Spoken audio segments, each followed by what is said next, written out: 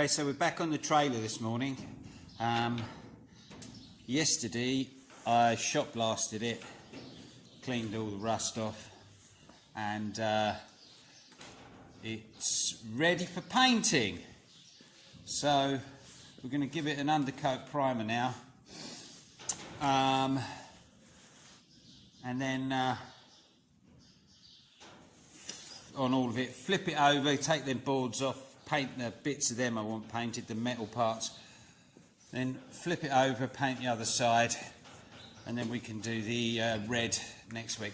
Now it's pretty cold, which doesn't normally work quite well, but I found, I don't know whether it's right or not, but I found if I sit the paint I've got here, the paint and the thing, I've sat that on the top of my Aga overnight, so the paint is quite warm, and it seems when it's warm it works better in this cold weather.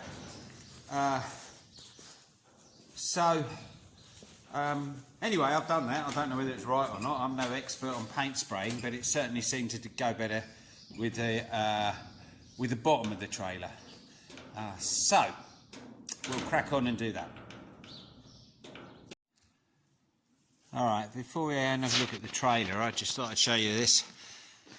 It's a new attachment. I got it yesterday for the telehandler, so I can move stuff about with picking it up with these. Now there is you can get another attachment for this that's just got a hook here and rubber pads that actually clip into these, so it's quite clever.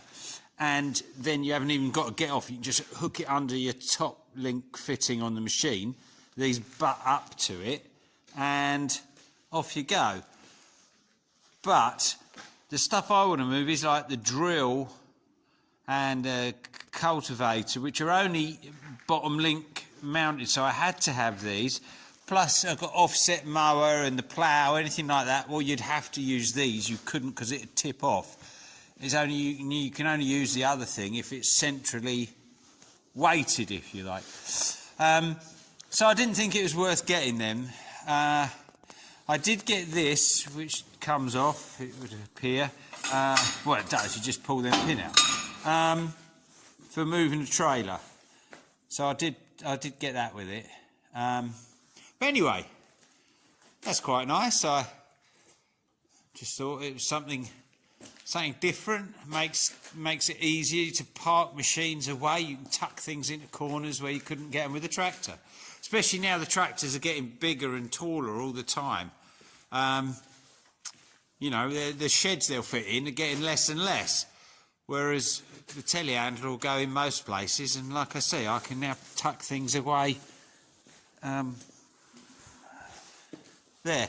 Right, so if we go and have a look at the trailer that we're refurbing.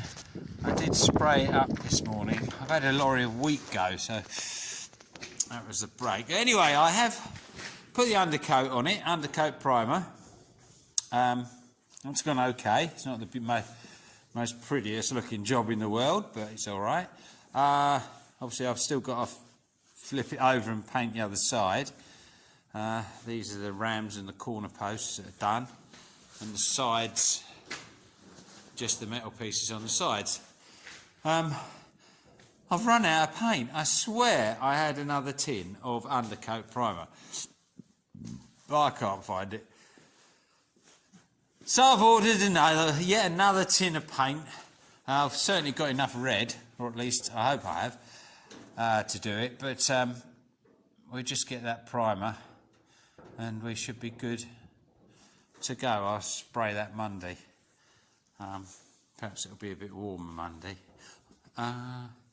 So anyway, it's coming along nice. I ordered the wood yesterday. I don't know exactly how much it's going to be, but it's all on order for the floor. So we really are starting to see the end of this little winter project. So that'd be nice. Nice to get it finished. Now, seeing as how we're here, I was thinking 2 years ago, I don't know what I did last winter, I must have just gone into hibernation or something, but 2 years ago I did, which is a shame I didn't film that, because that was a hell of a job. And oh, that's where I do the shot blasting. And I've got to tidy that up properly and pack these away. But that worked. And there's a little shot blaster, you see.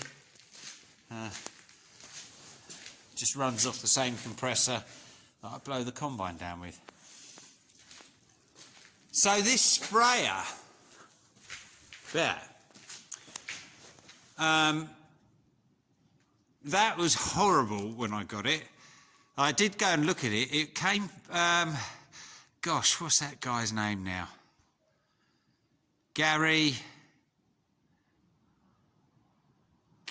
I can't remember, it's Gary someone. He's a spray dealer anyway, in the sort of getting on for the Midlands. I went and looked at it. I had looked at it earlier and thought it was terrible for what he wanted for it. I then went and looked at it again when he dropped the price right down. And he said, oh, it looks better than you remember. But I did say, well, the tyres are all right on it, and that was about all. It was in a pretty poor state. But that didn't worry me, because I fully intended to take the whole thing to bits, which is exactly what I did. The important thing was everything was there, and the stuff that I couldn't really or didn't want to repair was all okay. So the tank was all okay, and the chassis all okay, and nothing was broken. The booms were in a right old state. I've had to cut loads of steel out of them and weld up bits in there, but they're steel, so it's not like they're aluminium and I can't fix them. So I took the whole thing to bits, and believe you me, there's a hell of a lot of bits in a sprayer. I have done it before with my previous sprayer, in fact, and that way you can buy something relatively cheaply, do it all up and get what's almost a new sprayer. So it all came to bits. I sent all the booms and most of the chassis and all this front end here to a local place. They shot blasted it, powder coated it and cooked it on. And yeah, all new different pipes are put on it and new hydraulic lines and all sorts of things. I mean, it was completely to bits. Every single bit was in bits. And it is almost like a new sprayer now. Everything works on it. Really pleased with it. That ended up about 12. By the time you put the cost of the shot blast and everything, that came in. The whole thing was about just under £12,000. Well, I've seen these for £12,000, but probably not as nice as this now. This is like a new sprayer. One good thing, because this is an Airtech sprayer, which my agronomist loves it, so do I. People don't know, because I think it's an expensive system to fit to a new sprayer. I heard about £12,000 on top of the price of a sprayer.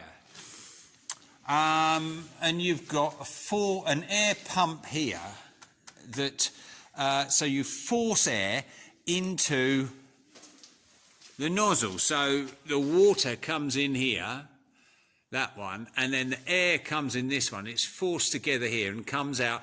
There's a thing called a restrictor, which is essentially like a nozzle, and then it's forced out of here, the air and the water together, and that's called a flood tip to get your pattern.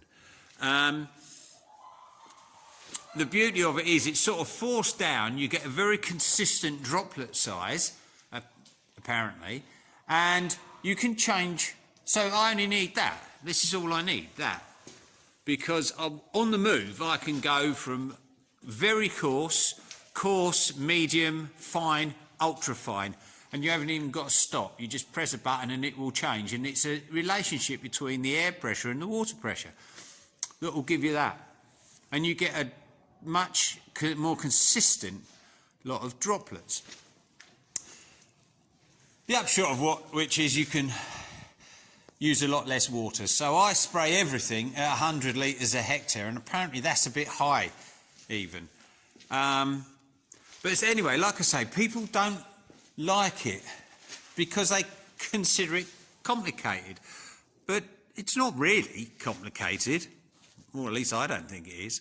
But this is the expensive thing. This is 3,000 quid, one of these. It's got an AR pump, water pump on it in here.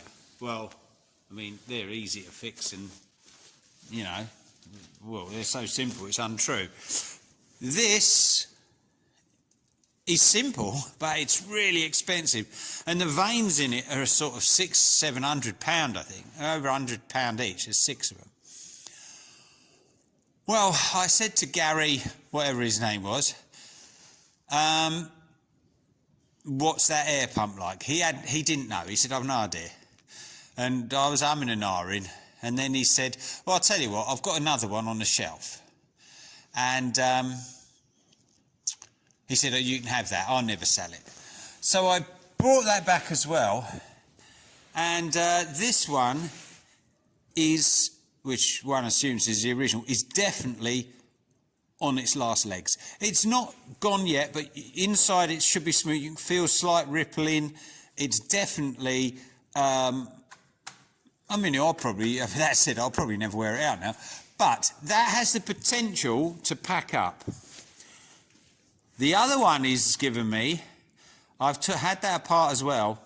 That's like a new one. So I'm chuffed to bits with that. So if and when that does go, I have a replacement. But that's the only thing that's going to cause you a lot of money. Other than that, it's very simple. Air's controlled by one of these Ramsey valves, same as the water. Yeah, so really pleased with that spray. But that was my project 2 years ago. Works great. Now, my old sprayer, which was also an Airtech, I had for 16 years. And I bought it second-hand, same as this, but went through the same process, shot blasted it, everything. Well, I was like, oh, who's going to want it? But anyway, I ended up selling it to a farmer in Cornwall.